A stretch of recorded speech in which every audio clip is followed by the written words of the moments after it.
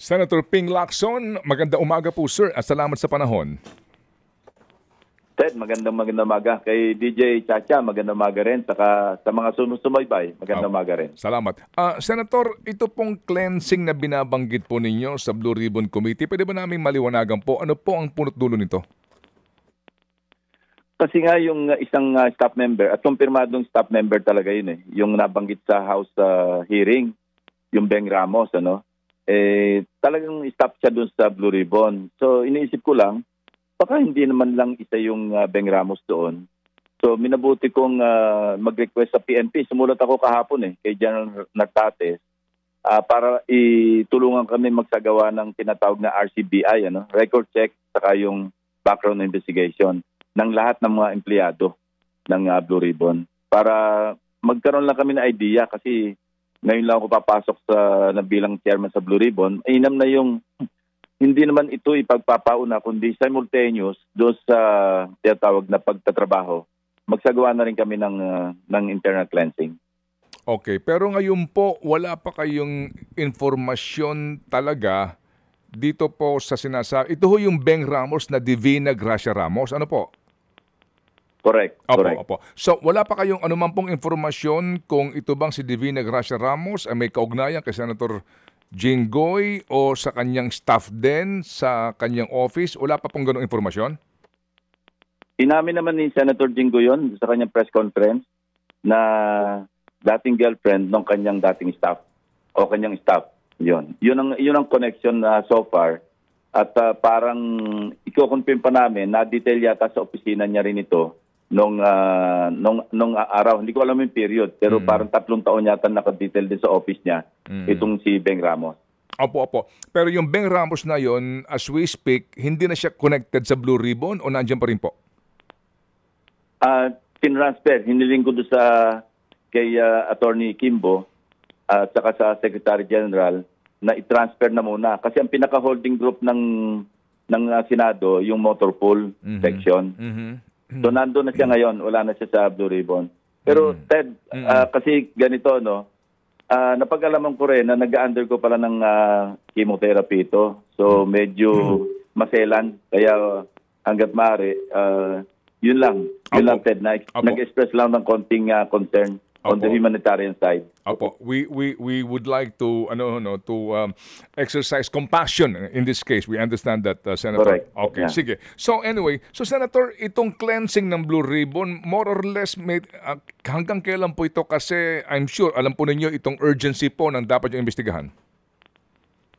Yes, may schedule na hearing originally on Tuesday, next Tuesday. Pinamove ko lang ng Thursday kasi ino-organize namin yung mga records kasi wala mga markings Alam mo, di ba dapat pagka marami ka na naipon ng mga ebidensya, testimonial man o documentary, markahan dapat. Napansin namin, wala mga markings. Magulo yun. Pag nagsagawa kami ng committee report, mahirap yung mga maghahagilap ka pa ng mga dokumento. So ino-organize namin yung mga records sa ngayon.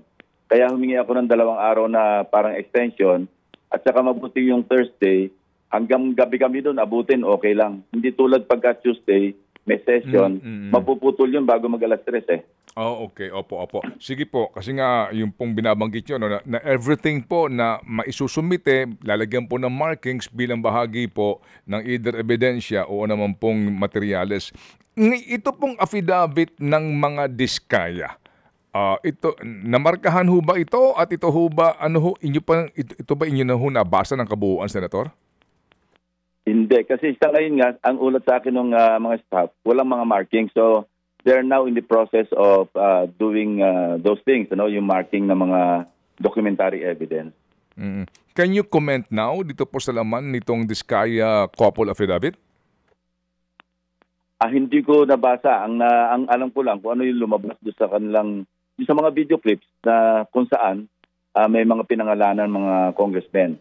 So, hindi ako makapag-comment hanggang... At saka patatawag ko ulit sila Dahil tatanungin ko kung... kasi nagbago yun, parang nag-retract sila sa House Dahil sa Senado, binanggit nila si Speaker Romualdez at saka si Saldico. Pero sa House naman, parang may retraction Nagpa-backtrack Sinabi nila na hindi direkta, nababanggit lang. So, in effect, sinasabi lang hearsay. So liliwanagin na natin lahat yon. At kumpleto ba yung tell-all ba yon o half-tell? Opo. Senator, muli po, naunawaan po namin ang inyong sitwasyon bilang bagong chairman, yung pag-aayos po ninyo, etc. Pero sa ngayon po kasi nga, gaya po ng tanong ko kanina po sa inyong counterpart dito po sa House, no? Yung impresyon ng marami, kasi sa nangyari, doon po sa dating committee hearing po ng Blue Ribbon, ang inginuso ng mga diskaya, congressman, pati si Speaker tsaka si Saldico. Sa kabilang banda naman, ang inginuso doon sa House ay mga senador. So ang impresyon po ng marami, parang nagkakanya-kanya dito ng agenda. Bata-bata, oo. Opo, ng agenda. Parang bata-bata eh. Go ahead. Kayo po bilang bagong chairman, paano po ninyo ma-address ito pong damdamin ng iba na para bagang may mga agenda? Yun nga, kaya mas mainam siguro makapag-usap kami ng counterpart para mayayos namin. Kasi alam mo yung impressional parang kanya-kanyang bata-bata na itong isa, binabata ng House, itong rightly or wrongly, Ted, ano?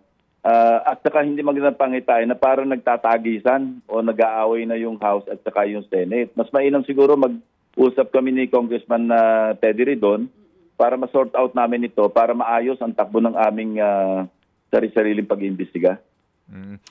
Dito po ngayon kay Bryce Hernandez, ang sabi po niya kanina, they actually prefer na hawakan na ng Senado ito kumpara sa jail na baka daw may mangyayari. Anong take ho kaya niyo doon?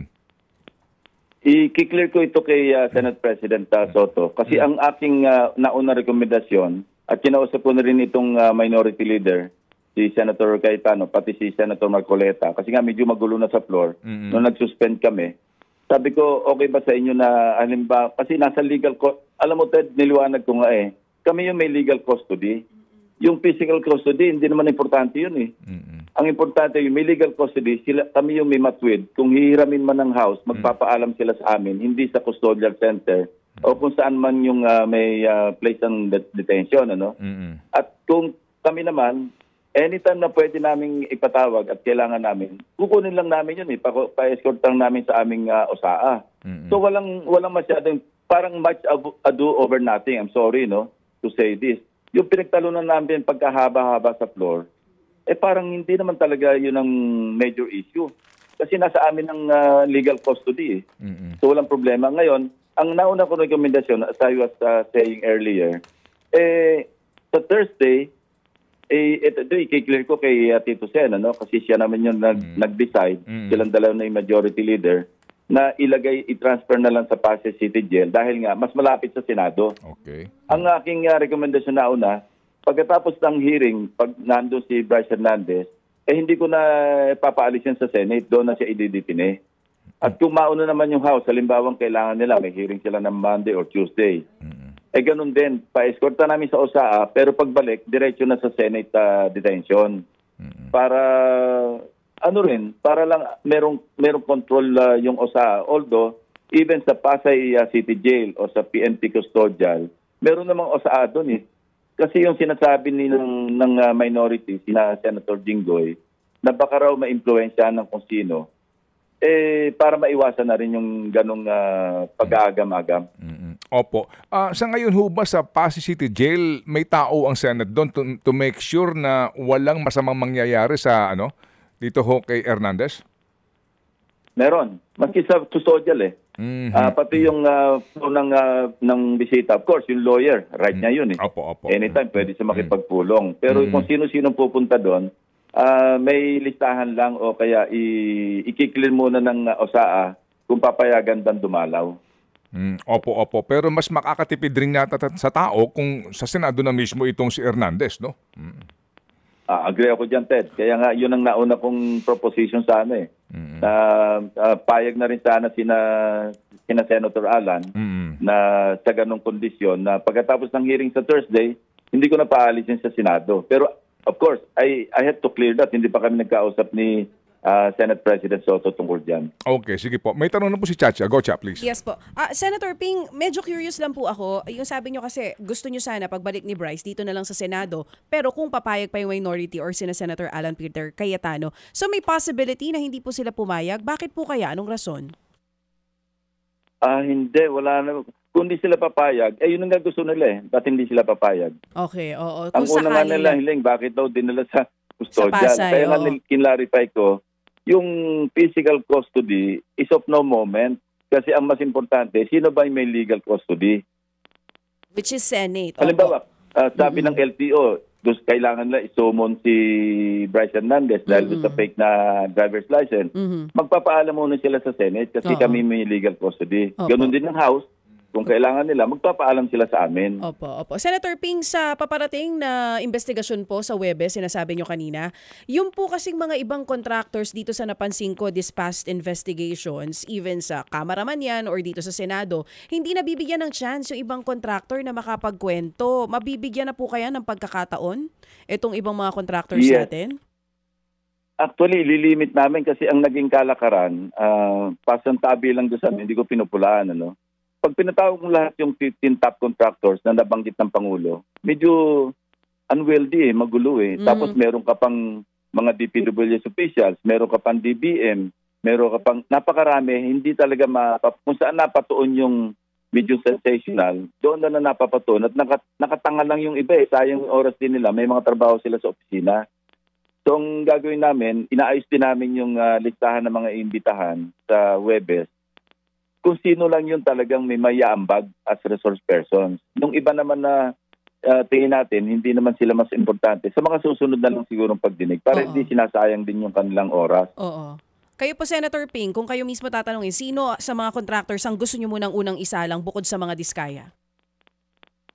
Well, marami. Yung mga nabanggit. Yung Wawaw, marami pang tatanungin doon. Ano? Yung SIMS, na kung saan dinoktor yung pagpa-progress billing. Naipakita ko sa aking privilege speech na 2 days lang, naningil ka na ng 46%. Opo. Yung mga ganon. Tapos yung WJ, ito yung bagong pwedeng imbitahan na kung saan nabanggit ito sa House na ito yung contractor na magdi-deliver ng obligasyon, meaning lagay. Doon niya sa sinasabing si Beng Ramos. Ano? Gusto namin i-clarify yun. Kasi ang latest na information, pinacheck ko yung CCTV. Kung dumalaw doon yung WJ na yon, kung sino man yun, at ito'y pinapaalam ko na sa staff na alamin at imbitahan. Meron kami nakitang footage Parang I think August 19, kung di ako nagkakamali, dumalaw talaga siya, yung WJ, at merong opisinang pinuntahan doon sa Senado. So yun ang aming ka-clarify. Ba't siya dumalaw doon at sinong pinuntahan niya? August 19 po ito, Senator? Kung di ako nagkakamali, thereabout. Kasi mabuti nahabol kasi alam ko pagka yung mga CCTV footage, 1 month lang ang lifespan yan nabubura na yun automatically Pero nahabol yon, naimpormahan ako ng Secretary General na nandyan, nakita nila at mayroong pinuntahang opisina.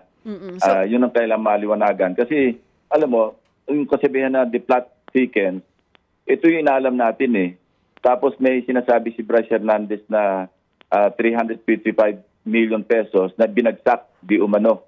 Sinasabi niya, ito di umano to, alegasyon niya, na binagsak daw ni Senator Jinggoy.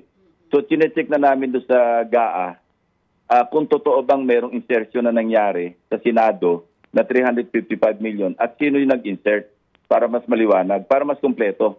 Kasi ako, mahilig ako sa resibo Hindi po pwede yung sabi-sabi, kakagatin mo Opo. Yung pong sinasabi ninyo na pagdalaw nitong WJ, sino-sino po ito? Nakita na po ba kung ilan sila? At gaano katagal kaya, Senator, bago malaman kung kaninong opisina nagpunta po ito? Actually, alam na namin kung saan opisina. Gusto ko lang ma-validate na kung totoo yung opisinang napuntahan. Kailan maingat. Pero lalabas naman niya, ipapakita ko yung sa pagdinig, yung mismong CCTV footage kung saan opisina siya nagpunta. Ano ho bang at sino yung kinausap niya. Ano ho bang kung makikita kung sino kausap. Ano ho bang kahalagahan nun, Senador, para maintindihan po ng taong bayan? Yung footage na yan at yung pangyayari. Go ahead, sir. Ang tawag ng abogado dyan, circumstantial evidence. Pag pinagdugtong-dugtong mo, yung kinunik mo yung dot, merong pahayag si Bryce Hernandez na ganito. Ibabangga mo yung sa record, official record ng General Appropriations Act ng 2025. So nalaman na namin doon sa 355 na yon, meron na na-award noong May 2025. So alamin namin anong status ng in the works yun, ano, pinabay-verify ko na yung 5 identified na proyekto na nanggaling doon sa 355 million na yon na di umano, sinasabi ni Bryce na binagsak sa engineering district nila, pinapaalam ko yung status ng proyekto. Kung baka mamaya pareho noong sa SIMS at saka sa IM na hindi naman ginawa, pero umandar yung papeles at naningil. Yun ang gusto ko malaman. Opo. Kasi yun ang pattern eh. Alam mo, pag may pattern ng ganun, modus operandi na yun eh. Kasi 6 yung case studies o kaso yung pinakita ko doon sa privilege space na iba-iba pero halos pare-pareho. Tulad yung iisang larawan yung ginamit para makasingil na uli sa second at saka sa third billing. Yung mga ganun.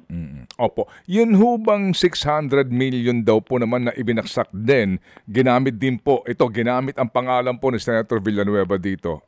Are you also looking into that? Yes, lahat ng po pwedeng tingnan, dapat matingnan. Ano?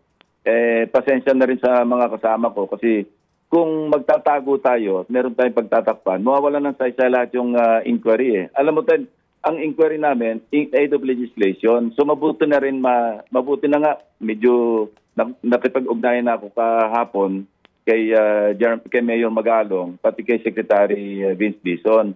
Ang hinahabol namin dito, kasi hanggang walang formal complaint, at the very least, yung formal complaint na idadakit do sa ombudsman o kaya ipapile sa DOJ, kasi maraming kaso, yung in-enumerate yung kaso, saksakan ng dami yun eh. Hindi pwede mag-freeze ng account yung AMLAC, yung Anti-Money Laundering Council. Yun ang isang requirement nila, basic requirement. Never mind the information na ipapile ng DOJ o ng ombudsman para makapag-file sa korte, sa husgado. Ang kanilang lang requirement, complaint.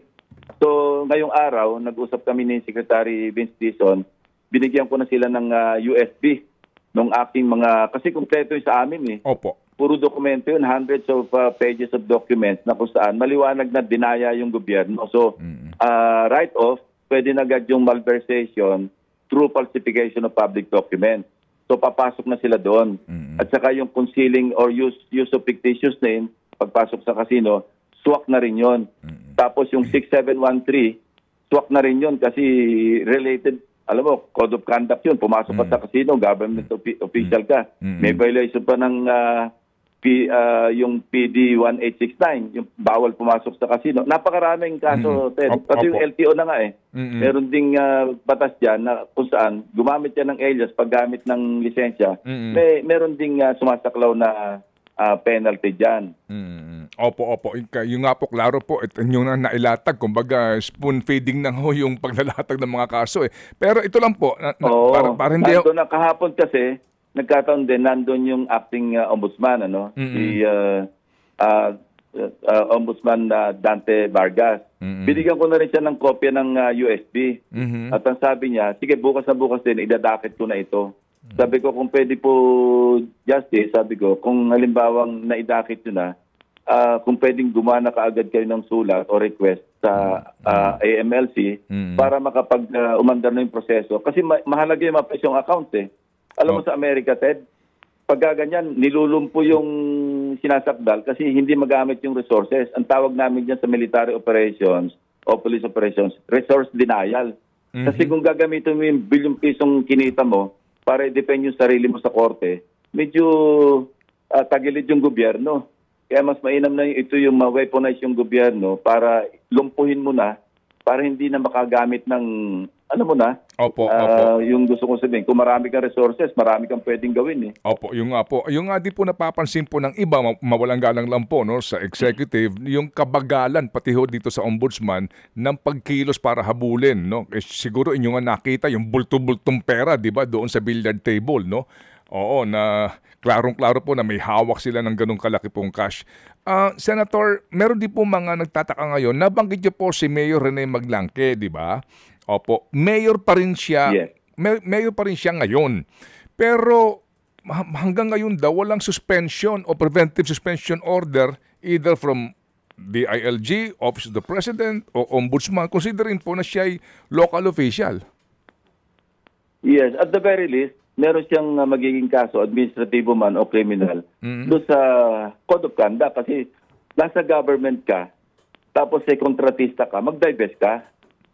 hindi nag-divest kasi may record kami na habang mayor siya, siya pa rin yung presidente ng Global Crypt Builders actually. Na siya na rin ang nagsabi na bilyon-bilyon yung kanyang kontrata sa buong Pilipinas. Yun nga, naidugtong namin yon na yung MBB Properties naman, ang mga stockholders doon, of course, binago na nila Nag-amend sila, August 15 lang, ito lang. Binago na nila yung, nagpalit na sila ng stockholders. Siguro napansin nila, delikado ito. Pero nakita na namin yung kanilang GIS noong 2024 at nakalista doon yung mga anak ni Mayor Maglangke, anak ni dating Yusek Bernardo, anak ni Secretary Bonoan. So doon, ang sinabi ko, wala akong conclusion na sinasabi. Ang sinabi ko lang, kayo nang bahala mag-connect the dots. Kung bakit napakalakas na kontratista ni Rene Maglangke. Yun pala, may ugnayan sila ni dating Secretary Bonoan. Kasi alam mo, medyo na-concern ako doon sa laging pahayag na lang sa inyo na-interview niyo mismo si Secretary Bonoan noon tinatanggi niya na sabi niya isolated case yung nadalo ng Pangulo. Pati yung sa nauhan, nililigaw niya na yung Sitio Dike na pinasyalan ni Secretary Dizon kahapon din. Sitio Dike nasa barangay Apitong, parang gusto niyang palabasin, hiwalay na barangay yung dike, which is a sitio ng barangay Apitong. Yun nga, nandun nga yung ghost Opo. Sige po. So may iniiwas siya. So ang aking sinasabi doon, baka naman sinasabi niyang isolated case yung nadalo ng Pangulong Bongbong Marcos para wag nang maungkat pa yung mga iba pang mga proyekto na kung saan may mga problema rin. Opo. At sigurado po ipapatawag niyo si former Secretary Bonoan sa inyong mga pagdinig, Senator. Under consideration yon kung ipapatawag siya ulit. Opo. Sige po. Senator, I know that you're so busy this morning. Ito lang po, yung pong sa counterpart nyo sa Kamara, meron pong nag-motion na doon ng full disclosure sa mga miyembro nila sa possible conflict of interest or relationship sa mga kontratista na iniimbestigahan. Kayo po ba sa Senado, ano ho ang balak ninyo? Kung meron man po, doon po sa usapin na baka may relasyon personal o ano man po doon sa mga contractors? Wala pa kami doon sa punto na yon. Kasi mas maraming sa Kongreso na congressman na contractor pa. Opo. Kaya dito sa amin, wala pa kami doon Pero lalabas din yon kasi mahaba pa namang usapin ito Inuuna lang natin yung mga prioridad para na kung saan makatulong kami doon sa Independent Commission. Kasi separate yung effort na yun Dapat nagko-complement yung dalawa Kaya nga ako agad-agad yung sa privilege speech ko pa lamang, binigay ko na agad kay Secretary Dizon kasi mabilis din siyang umaksyon. Ngayon nga, papunta na raw siya sa ombudsman Oo nga po, nakita ko na yung po. Sa Independent Commission, si Mayor Magalong kasi parang virtually, member na siya nung Independent Commission, nag-usap na rin kami kagabi.